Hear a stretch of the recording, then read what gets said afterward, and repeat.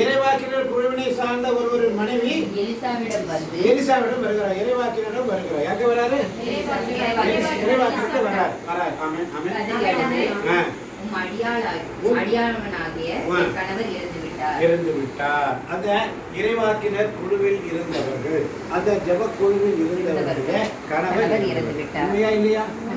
இந்த பிள்ளை வீட்டிலே கணவர், நம்ம ஜெப குழுவில் இருக்கிறோம், அந்த குழுவில் இருந்த அவருடைய கணவன் இறந்து விட்டார். இப்ப அந்த பிள்ளை வீட்டுக்கு வந்திருக்கும்போது இந்த பிள்ளையோட வீட்டில் உள்ள நிலைமை நம்ம எல்லாரும் பார்க்கிறோம்.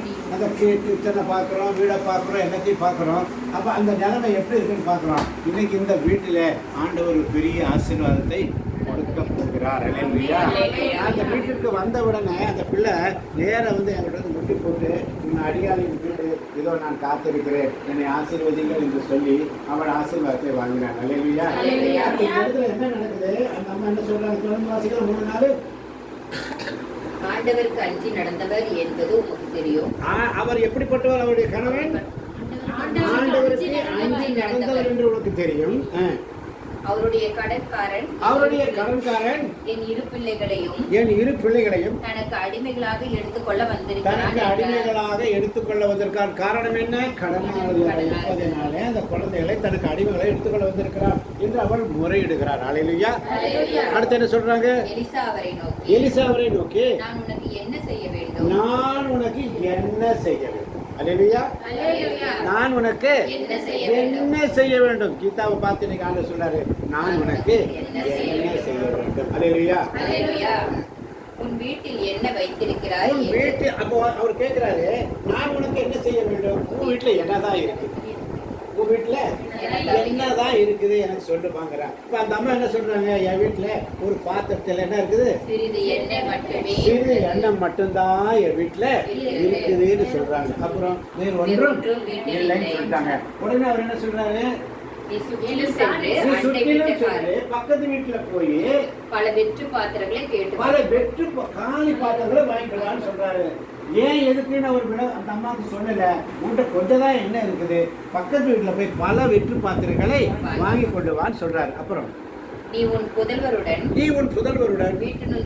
வீட்டினுள் சென்று கதவை மூடிக்கொள். பாத்திரங்களில் அந்த எண்ணெயை ஊற்றி நிறைந்தவற்றை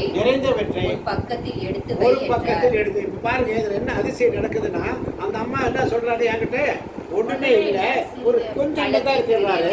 வெளியில போய் பாத்திரங்களை வாங்கிட்டு வா, உனக்கு ஆசீர்வாதம் வேணும், வெளியில உனக்கு எவ்வளவு பாத்திரம் வேணுமோ நீ வாங்கிட்டு வா, அங்க இத்தனை தான் வாங்கணும்னு சொல்ல, புக்கில போய் நிறைய பாத்திரத்தை வாங்கிட்டு வான்னு சொல்றாரு. அந்த எண்ணெய் அங்கூட்டு இருக்கிற எண்ணெயை அந்த பாத்திரத்துல ஊற்ற அந்த பாத்திரம் நிரம்பி வழிகிறது. அல்லேலூயா. அப்போ நீ எத்தனை பாத்திரம் வச்சிருக்கிறியோ அத்தனை பாத்திரத்திலும் நிரம்பியது. அதுக்கப்புறம் என்ன நடக்குதுங்க? அவ்வாறே அவரும் தன் புதல்வருடன் வீட்டினுள் சென்று கதவை மூடிக்கொண்டார். அவர்கள் எடுத்து வந்த பாத்திரங்களில் எண்ணெய் ஊற்றினர். எல்லா பாத்திரங்களும் நிறைந்த பின் பாருங்க, இருந்தது சிறிதளவு எண்ணெய் இருந்தது. எலிசா சொல்லுகிறார், இறைவாக்கினர் சொல்லுகிறார், பாத்திரங்களை எடுத்துட்டு வாமா, இருக்கிற எண்ணெய் அதுல ஊற்றி சொல்றாரு. அல்லேலூயா. அப்போ அந்த பாத்திரத்துல எல்லாம் அந்த அம்மா ஊத்திட்டே இருக்கிறாங்க. அந்த பாத்திரத்தில் இருக்கிற எண்ணெய் குறையவே இல்லை, மாறாக காலி பாத்திரங்கள் நிரம்பி வருகிறது. ஆமென். அப்படிதான் எல்லா பாத்திரங்களும் நிறைந்து விட்டது. அவர் தன் மகன் ஒருவனை நோக்கி இன்னும் ஒரு பாத்திரம் கொண்டு வா என்றார். அதற்கு அவன் வேறு பாத்திரம் இல்லை என்றான். அத்தோடு எண்ணெய் வருவதும் நின்று விட்டது. பாத்தீங்களா? அப்போ நம்முடைய பாத்திரம் நிரம்பி வழிய வேண்டும் என்றால் நாம் ஆண்டவருக்காக பாத்திரங்களோடு காத்திருக்க வேண்டும். அல்லேலூயா. நிரம்பி வழியும் பாத்திரமாய், அல்லேலூயா, நிரம்பி வழிகின்ற பாத்திரமாய் எண்ணெய்களோடு நீ இருக்கணும். இருக்கிற எண்ணெயை பழுகி பெற செய்கிறார். உன் பாத்திரங்கள் உள்ள எல்லா கலங்களும் நிரம்பி வழிகிறது. அப்புறம் சொல்றாரு, உங்களுக்கு இன்னும் கொடுக்கறதுக்கு ஆண்டவர் ஆசையோடு இருக்கிறாரு. உங்கள்கிட்ட தான் பாத்திரம் இல்லை. உங்கள்கிட்ட என்ன இல்லை? உங்கள்கிட்ட பாத்திரம் இல்லை. அப்ப நீ எப்பொழுதுமே அவர் சொன்னாரு, பக்கத்துல போய் எத்தனை வேணாலும் வாங்கிக்கோன்னு சொல்றாரு. நீ எந்த அளவு கொண்டு வந்தியோ அந்த அளவு தான் உங்கள்கிட்ட என்ன நிரம்பப்பட்டது. அல்லேலூயா. தொடர்ந்து வாசிக்கலாம் வேகமாய். கடவுளின் அடியவரிடம் அவர் வந்து அதை அறிவித்தார். அதற்கு அவர் நீ போய் எண்ணெயை விற்று உன் கடனை தீர்த்துக்கொள். எஞ்சியதை கொண்டு நீயும் உன் புதல்வரும் பிழைத்துக் கொள்ளுங்கள் என்றார். அல்லேலூயா. ஒண்ணுமே இல்லாத இடத்துல சிறிதளவு எண்ணெய் இருந்தது. இறைவாக்கினன் அடியாளின் வீடு குழுவில் ஜபிக்கின்ற பிள்ளைகள், ஆண்டோட சமயத்தில் வீட்டிருக்கிற பிள்ளைகள், அந்த இல்லத்திற்கு எலிசா அற்புதங்களை செய்கிறார்.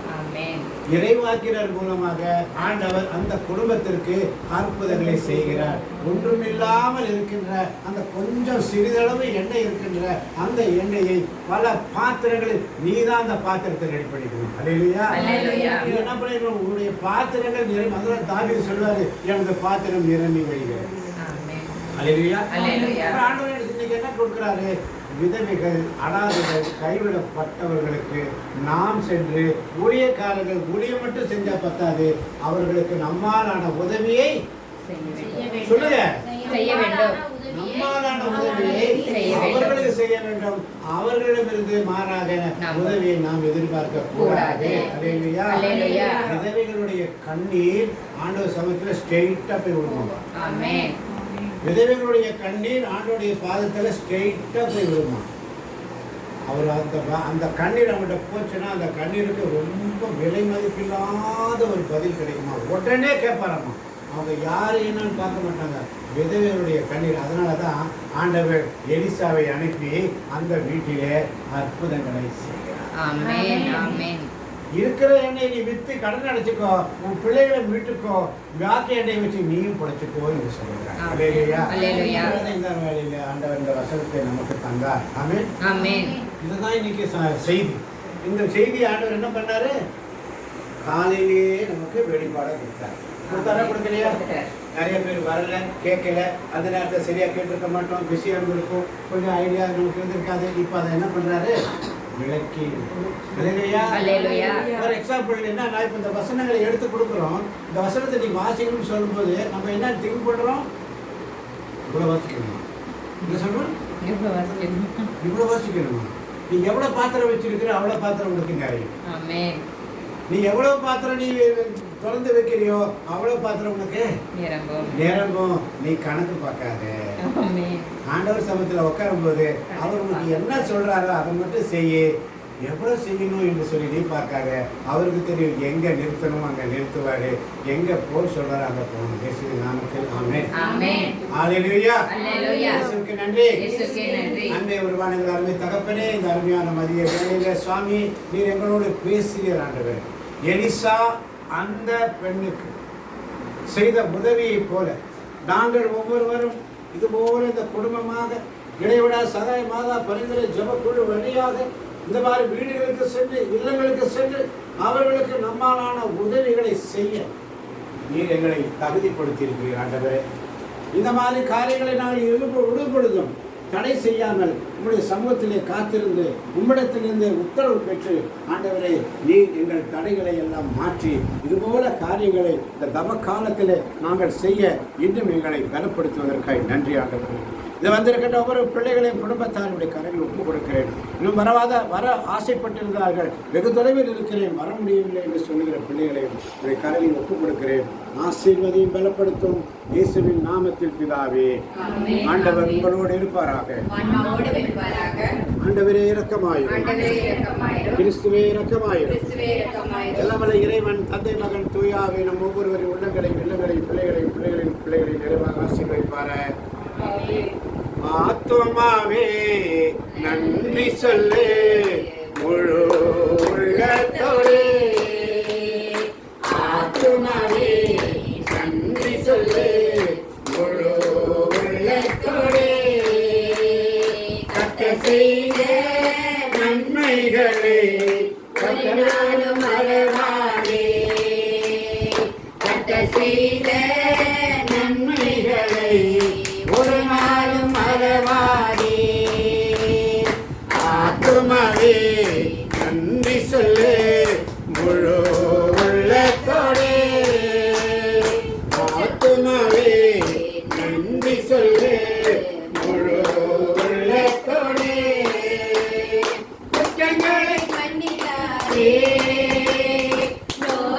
நீக்கினரே குற்றங்களை மன்னித்தாரே நோய்களை நீக்கினரே படுகொழி நின்று மீட்டாரே ஜீவனை மீட்டாரே படுகொழி நின்று மீட்டாரே ஜீவனை மீட்டாரே கர்த்தர் செய்த நன்மைகளை ஒரு நாளும் மறவாதே கரங்களை தட்டி செய்த நன்மைகளை ஒரு நாளும் மறவாதே ஒரு நாளும் மறவாதே ஒரு நாளும் மறவாதே ஒரு நாளும் மறவாதே ஒரு நாளும் மறவாதே ஒரு நாளும் மறவாதே